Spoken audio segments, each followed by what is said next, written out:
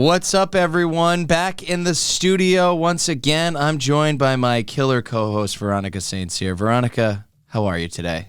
I'm wonderful. How are you? Doing good, doing good. We're talking about disruption. What does disruption mean to you in this context? Radical change. It is going 0 to 60, car pun, typically due to some sort of technological innovation or a unique or novel way of doing something. Disruption shakes the playing field, Right. and you either want to be that earthquake or you're going to be getting rocked by an aftershock. There you go. That's right. And in this case, a lot of brands sometimes struggle with disruption because they get so focused on delivering in the day-to-day, they don't think about their competitor set. They don't think about what others are doing in their industry, and so they miss out on opportunity. And with that, let's get into it. Let's get ready to rumble!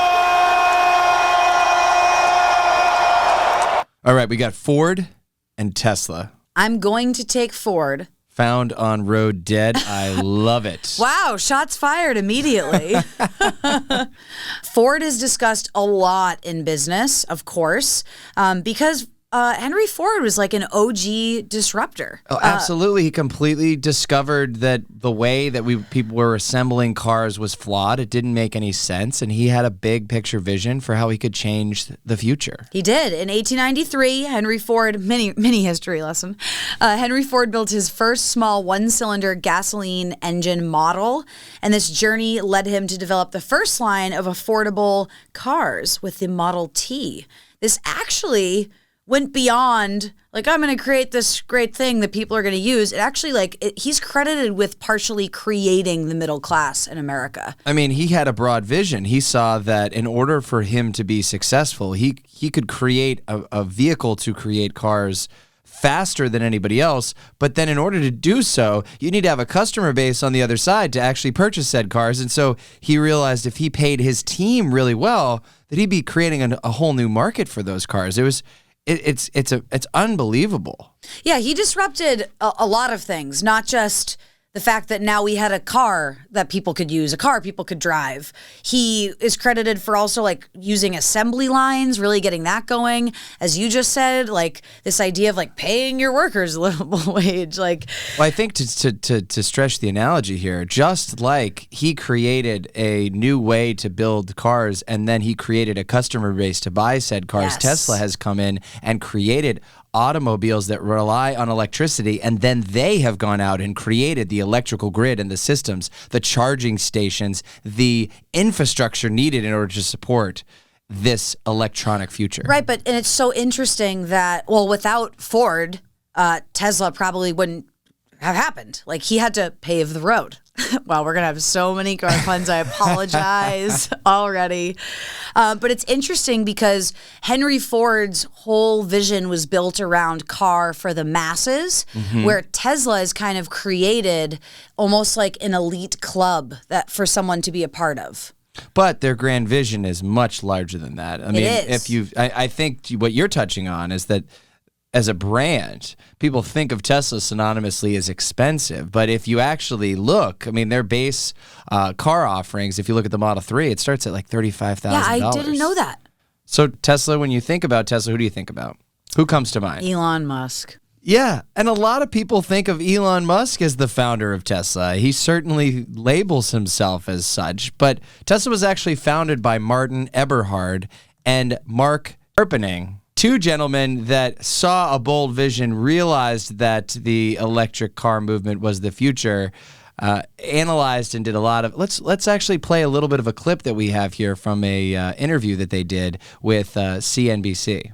There are a lot of people who don't realize you two started the company. How do you respond to people who think that Elon is the creator of Tesla? Well, I mean, this is one of the things that I found kind of fascinating about him is that he's actually accomplished some amazing things in his own right. He's totally amazing. Yeah, SpaceX is amazing, and he's done some interesting things with Tesla for sure. I'm not sure why he has to also say that he was a founder when he wasn't. I don't understand that. Well, yeah, whatever. Ooh, Elon, I hope you're not listening. What is the right technology if it's not going to be a gasoline-powered car? Well, so I wound up doing the math. I wound up calculating the well-to-wheel energy efficiency of every kind of transportation I could think of. Of course, fuel cells, gasoline, diesel, biofuels, electric cars. Electric cars where the electricity is made from coal, where it's made from natural gas, where it's made from oil. And it was a surprise to both of us that every which way I did the numbers, the electric cars were a lot better than everything else. Before I had thought... I'm gonna stop it there. But I think the amazing story here is there's a rich history there of startup culture, of partnerships. If we think about car manufacturers, the landscape has not changed much. It has not been disrupted enough. It has not been disrupted enough. I mean, you've seen some brands like DeLorean that came and went, but arguably in the last 100 years, how many new automakers have been launched? Very few, very few. You see two founders that see a vision for the future, and they see no one else in the market that's doing it. Sorry, Ford. And they decide to attack it and go after it. So let me hear your challenge. Let's hear what you got for Ford. Do you not agree that without Ford, Tesla probably wouldn't exist right now? But they have to innovate with the times or they will get left behind. And we're seeing them do that with the Lightning, the F-150 fully electric pickup called the Lightning. Their website had a countdown. It was expected with a mid-2022 arrival. So it's interesting, like in essence, Ford led Tesla to be able to now create these cars in this new way, disrupting the marketplace once again. So it was a disruption that led to this aftershock, which I also like because that's an electricity pun. I'm really full of dad jokes today, everybody. I apologize. Thank you. I deserve that. But now again, we're seeing Ford lean in, see what the competition is doing, which is Tesla. The market's now understanding this is competition and starting to now invest in their own line of electric vehicles. Henry Ford is known for having so many fantastic quotes, but one of his that I think really speaks to disruption in general and innovation and change is all about the resistance that some of these great thinkers, some of these great companies have. And that quote is, "When everything seems to be going against you, remember that the airplane takes off against the wind, not with it." And I think that's a key component of understanding a disruption is there will be early adopters, but for the most part, people are going to think you're crazy until they see the genius. He had a bold vision that was way beyond his peers. And you are right. We can credit him for basically, in many ways, kind of creating this mass production automotive industry. He did not invent mass production.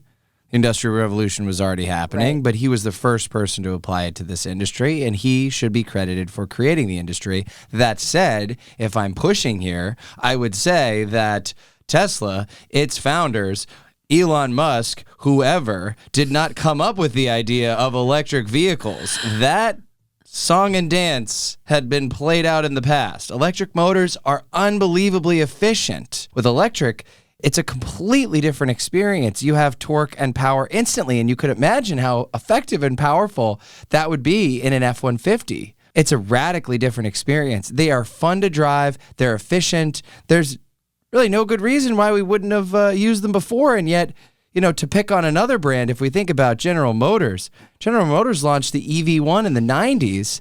And then what? They recalled them? They killed the electric car. Kicking and screaming from people that beloved these EV1s. Yeah, it's like the scene in Game of Thrones where everybody stabs Jon Snow. General Motors was holding one of those knives. Though that movie, Who Killed the Electric Car, the documentary, claims that there were some other people holding knives as well. It was a group effort in taking down the electric car, but that is so fascinating. And I think we have a clip from Who Killed the Electric Car just to bring some drama to this story. Some might say that to be here gathered today to mourn the loss of a car would be going too far. In 1996, electric cars began to appear on roads all over California. They were quiet and fast, produced no exhaust, and ran without gasoline. 10 years later, these futuristic cars were almost entirely gone. And obviously that's a clip from Who Killed the Electric Car? Directed by Chris Payne. And he actually has a sequel which is The Revenge of the Electric Car, which talks about all of these great advances, Tesla not being the only one to come out with these great electronic vehicles. But he's in that, He is. Elon. Mm-hmm.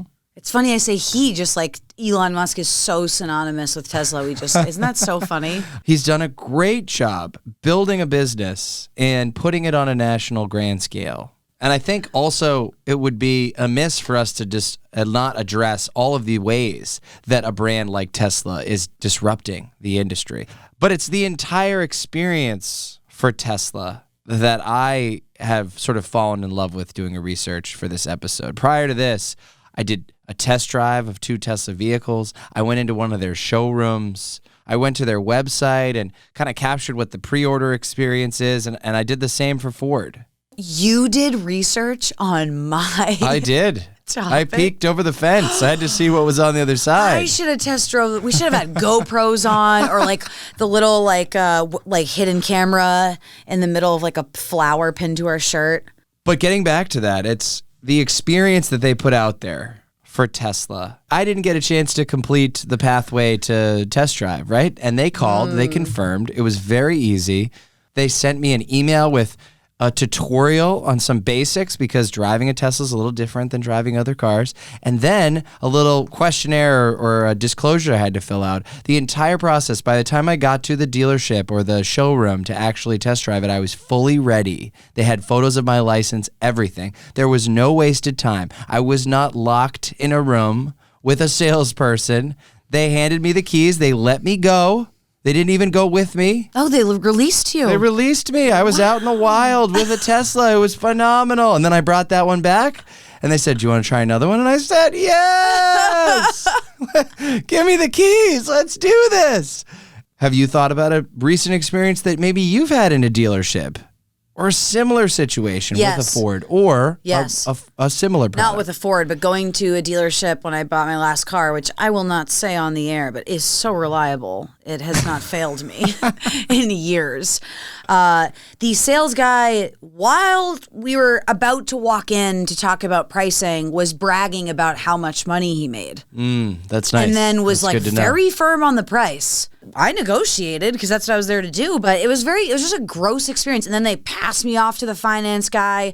I did get hoodwinked on maybe getting some extended warranties I did not need, but I realized after what just happened, and I went back and signed to cancel them. Like the tire warranty, who needs that? No, nobody does. So it was gross. It wasn't good. And then hearing about your Tesla experience, I'm like, okay, you know what? This is like when Uber came along and disrupted the ride sharing or car service space, cabs were pissed. I was preemptively like, okay, I'm gonna go in there. I'm not gonna stick around. I have to be in and out quick. And I was prepared for them to renegotiate with me and say, now that you're here, let's sit in this room for a little while and talk about which style and which kind that you want and what sort of extra features that you want. In addition to that, Tesla's also limited the amount of add-ons or other things. It's super straightforward. And when you want to pre-order your car, you literally just fill out a form, put a credit card in, pay a really small nominal amount, and you're in line. You're good to go. And I thought the lead times for Teslas was going to be outrageous. It's 6 weeks now. 6 weeks on some of their brand new models. Crazy. You brought up a great quote from Mr. Ford. But I think another, probably even more well-known quote was, if you asked the people what they wanted, they would have said faster horses. Yeah, sometimes the market doesn't know what they want or need, and it takes a visionary to see that for them. It's a beautiful thing. And in many ways, he was able to distill down what people thought they wanted and what he knew to be possible. And as an innovator and a disruptor, that's an important quality to possess. And in many ways, both of these brands have done that at one point or another in their brand development. I can't think of Ford now as a disruptor, right? But when they first launched and created this industry in many ways, and then were joined by the Dodge brothers and He was a disruptor, but he also didn't invent a gasoline engine. And neither has Tesla. Exactly. One man's trash is another man's treasure. Come on. You're just throwing out lots of these. I've been told I'm a walking dad joke, so I'll take it. And for listeners that are thinking about this, obviously sometimes disruption can start small. It can be big. And it's not necessarily simply just matching and mirroring what others are doing. Sometimes it's finding a new approach to the same thing. I know Nikola Tesla, who is the namesake for Tesla, they just discovered one of Tesla's inventions from over 100 years ago, a valve, that they're now thinking, based off of how it was being used and how it was patented, has applications in very specific use cases. Sadly, not in the type of electric motors that the Tesla Auto Group is using, but in a variety of other different things. And it had been patented and forgotten. People didn't necessarily know what it would even have been used for, but they're finding that it's extraordinarily useful in situations where there's tremendous vibration. Like an earthquake. Like an earthquake of disruption. And now for something completely different. So we've talked a lot about disruption in the market, right? So how do we make this actionable for the chief marketing officer, the CEO, the person listening on the other end of this? Well, I think first thing I would say is conduct a little bit of secret shopping. See what other people are doing in the marketplace. Take a walk in your customer's shoes.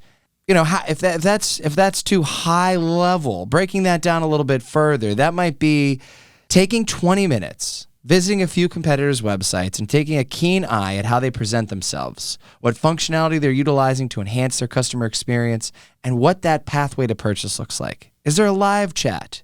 Can you do the entire process online? Do you have to stop and connect with somebody? Next, talk to your team. You've got some bright minds around you.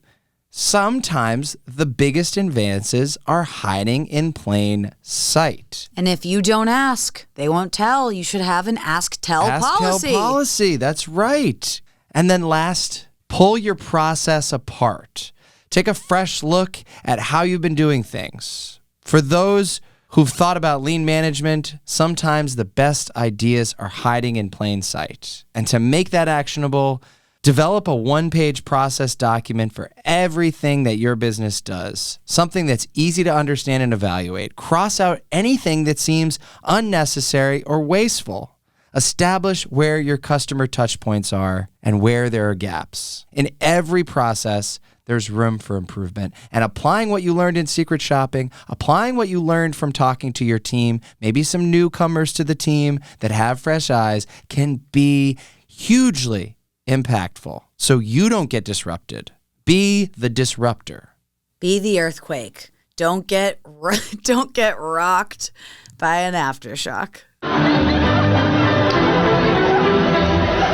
So if we wanted you to take anything away from this episode, it's that Tom loves Tesla. And Veronica has a overly reliable vehicle. That's pretty old. Get that thing off the road. No, we want you to pay attention to the competition. They might be able to see an iceberg or a pot of gold at the end of a rainbow or a double rainbow before you do. So don't assume that they're crazy. Also, rethink what you know. We sometimes like to offer book recommendations. One that I will offer up right now is Think Again by the social psychologist Adam Grant. It's the power of knowing what you don't know. If you are a CMO or a CEO or you're kicking ass at your job, you might have a little bit of ego, which is good to get the job done, but that can be your own worst enemy because it means... check yourself. Yes. Check yourself before you wreck yourself. That's a professional recommendation. And then the last thing is get everybody on board. Innovation and change isn't everyone's cup of tea. It's uncomfortable and can be met with resistance. If you're planning to disrupt your way of thinking or doing something, you need to make sure you have buy-in from your core team. They're the ones that are going to help you get this done. And with that, we're out, folks. Thanks so much for listening to Brand to Brand. If you like what you heard, hit the subscribe button, leave us a review, and don't keep us a secret. Tell your friends.